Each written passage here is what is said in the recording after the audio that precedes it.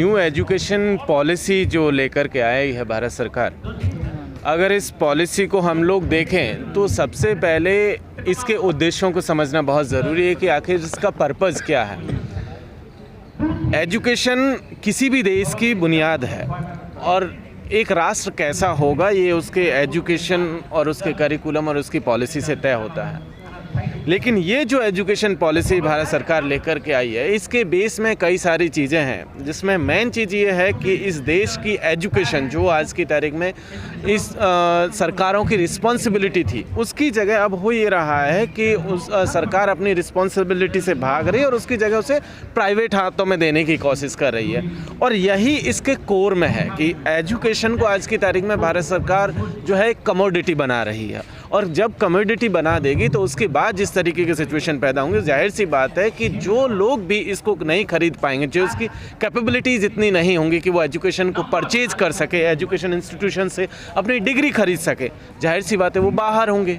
और जब वो बाहर होंगे तो उनकी जो हिस्सेदारी है वो उस हिस्सेदारी से भी वंचित होंगे। तो ऐसे में इस देश को बनाने की जो प्रक्रिया में उनका योगदान हो सकता है वो उस योगदान से वंचित रह जाएंगे, और इसीलिए इसके जो है विरोध हो रहा है। जी, लेकिन ये तो अभी भी हो रहा ना सर, प्राइवेट तो है एजुकेशन लेके।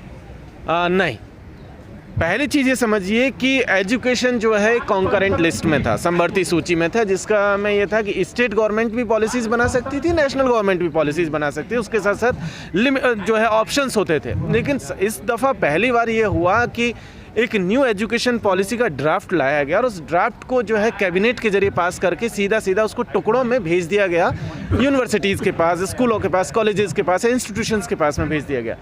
जबकि होना ये चाहिए था कि वो ड्राफ्ट जो है जाना चाहिए था पार्लियामेंट में। पहली दफ़ा इस देश के इतिहास में हुआ कि कोई भी जो है जो इस तरीके का ड्राफ्ट बिना पार्लियामेंट में डिस्कस हुए, डिबेट हुए, वहाँ से पास हुए, उसको सीधा के सीधा इंस्टीट्यूट के पास भेज दिया गया, टुकड़े टुकड़ों में उसको जारी किया गया।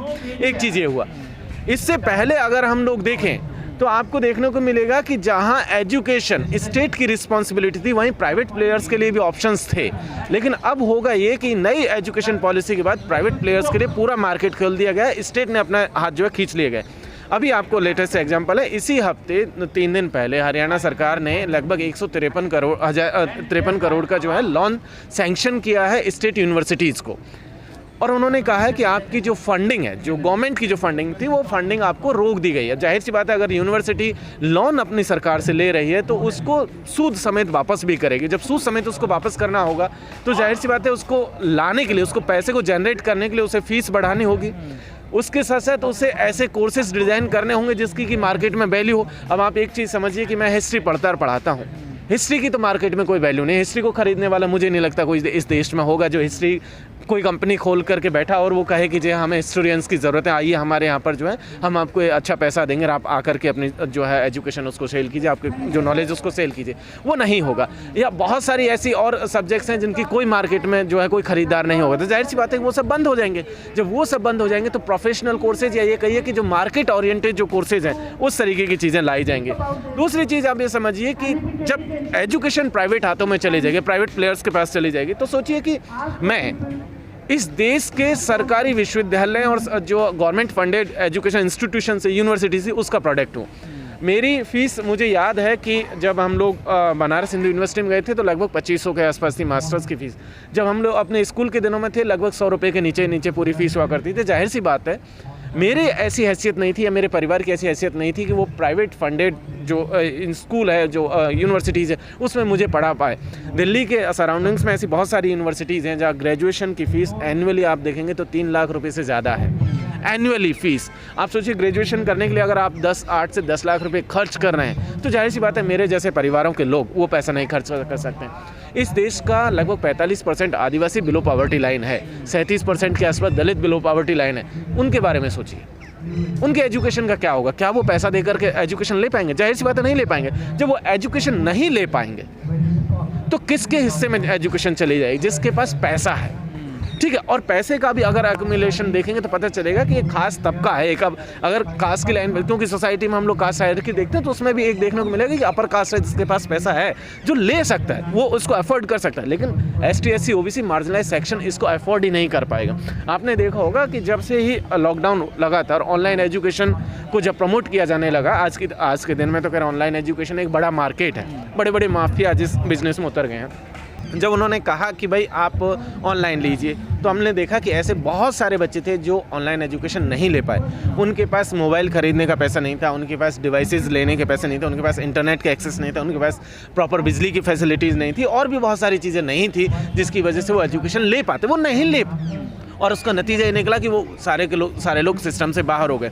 आपने केरला का एक केस देखा जहाँ एक परिवार, ऐसा कमज़ोर परिवार था जहाँ बच्चे को तो मोबाइल मिल गया लेकिन लड़की को जो है मोबाइल नहीं मिला और वो एजुकेशन नहीं ले पाई। हमने देखा कि एक सुसाइड जैसा केस हुआ, एक स्टीफेंस की लड़की के साथ हुआ। तो ऐसे बहुत सारे केसेज इस देश में हैं जो कि रिपोर्ट नहीं हो पाए, लेकिन एजुकेशन नहीं ले पाने के चलते जो है सिस्टम से बाहर हो गए या इस दुनिया में आज की तारीख में नहीं रहे।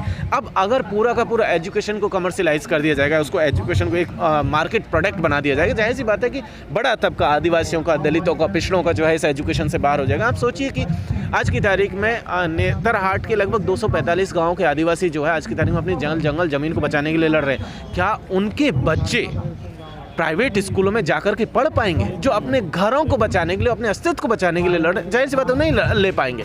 ऐसे में अब सोचिए कि राजस्थान के प्रतापगढ़ डिस्ट्रिक्ट में एक केस अभी पिछले हफ्ते का देखने को मिला, जहां पर कि बच्चे 10 किलोमीटर दूर जा रहे हैं अपने स्कूल तक जाने के लिए। अगर आज की तारीख में ये हालत है, जब सरकारी स्कूल जहां पर नहीं है वहां प्राइवेट स्कूल पहुंच पाएंगे? नहीं पहुंच पाएंगे। और अगर वो पहुंच भी गए तो किसको लेकर के पहुंचेंगे? उनका ओरिएंटेशन क्या होगा? उनका ओरिएंटेशन जो है एजुकेशन देना नहीं होगा।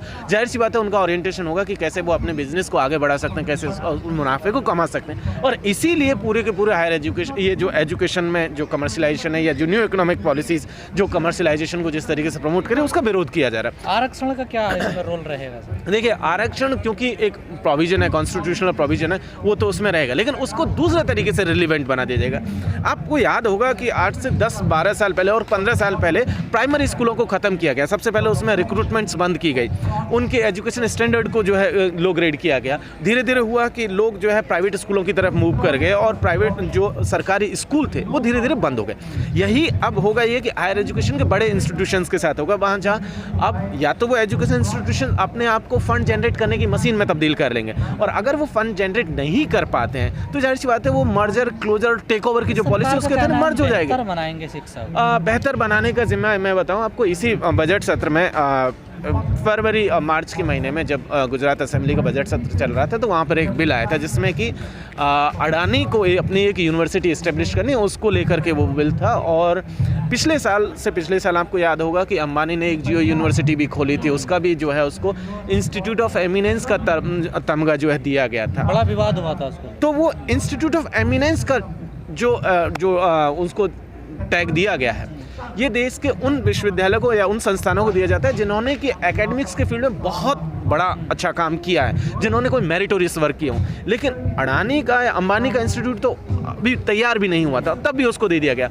अडानी ने जो खोला वो सब देखिए, तो उन सब का पर्पज क्या? उन्होंने कहा है कि अडानी की जो यूनिवर्सिटी, उसकी जो डायरेक्टर है, उनकी मैडम है प्रीति अडानी जो है, तो उन्होंने कहा कि इस देश का जो एजुकेशन सिस्टम है वो एजुकेशन सिस्टम इस देश की ज़रूरतों के हिसाब से नहीं है। ये जो ये इंस्टीट्यूट जो हम बना रहे हैं, जो यूनिवर्सिटी हम लोग खोल रहे हैं, इसका मकसद ये होगा कि हम इंडस्ट्रीज़ के लिए एक बेहतर जो है क्रिएटिव माइंड तैयार कर सकें। दरअसल वो क्रिएटिव माइंड तैयार नहीं करें, वो चाह रहे हैं कि कैसे सस्ता मजदूर तैयार कर सके। और पूरा का पूरा एजुकेशन का जो सिस्टम है, वो नया एजुकेशन पॉलिसी जो है वो इस देश के उद्योगपतियों के लिए जो है एक सस्ता मजदूर तैयार करने की एक फैक्ट्री में तब्दील होता हुआ दिख रहा है, और वो उसी का पूरा का पूरा मकसद। तो भाई कह रहे हैं टैलेंट पैदा होगा, जैसा आपने भी कहा, देखिए हर फील्ड के लिए अपना अपना एक टैलेंट मिलेगा। आप बोझा लाता जाता है उसको कि ये भी सब्जेक्ट पढ़िए, ये भी पढ़िए, ये भी पढ़िए। देखिए, टैलेंट की जब अगर आप बात करेंगे तो टैलेंट एक अलग तरीके का होता है। जब आप इंडस्ट्री के लिए तैयार कर रहे हैं तो जाहिर सी बात है कि आप इंडस्ट्री को मुनाफा कमाने के लिए, उसके प्रॉफिट को बढ़ाने के लिए आप आगे बढ़ रहे हैं, न कि सोसाइटी के लिए।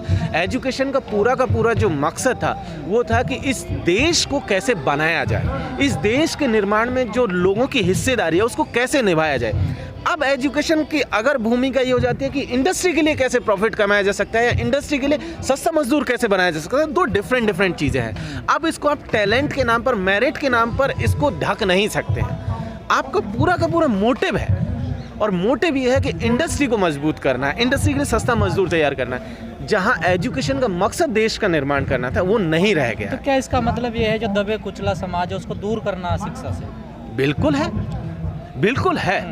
आप देखिए, आज़ादी से पहले एजुकेशन किसके पास था? एक दौर था जिसे ईरा ऑफ इलीट यूनिवर्सिटी कहते थे। इलीट यूनिवर्सिटी का मतलब यहाँ सोशल एलीट से है इंडियन कॉन्टेक्स्ट में। अगर हम लोग यूरोपियन कॉन्टेक्स्ट में देखें तो इकोनॉमिक एलीट से। कौन लोग थे? आप सोच के देखिए कि आज़ादी से पहले जो विश्वविद्यालयों में पढ़ा रहे थे और पढ़ रहे थे, दलितों की, आदिवासियों की, पिछड़ों की कितनी हिस्सेदारी थी, महिलाओं की क्या हिस्सेदारी थी? आपको पता चलेगा कि बहुत मिनिमम, बहुत 1% से भी नीचे लोग हैं, कुछ गिनती के लोग हैं जो इन यूनिवर्सिटीज़ में पढ़ रहे थे। अदरवाइज सब तो अपर कास्ट लोग थे। अब अगर फिर से वही दौर आता है तो जाहिर सी बात है फिर से वो ईरा ऑफ एलीट यूनिवर्सिटी होगा, वही अपर कास्ट हेजेमनी इन यूनिवर्सिटीज़ में होगी। और आज भी हम लोग देख रहे हैं कि उसके लिए एजुकेशन की भी ज़रूरत नहीं पड़ी। अब तो लेटरल एंट्री की भी शुरुआत हो चुकी है, जहाँ पर यूनिवर्सिटीज़ में सीधे जैसे IAS IPS बनाए जा रहा है। अब तो IAS भी और IPS भी बहुत छोटी चीज़ है, अब तो सीधा सेक्रेटरी डायरेक्टर बनाए जा रहे हैं।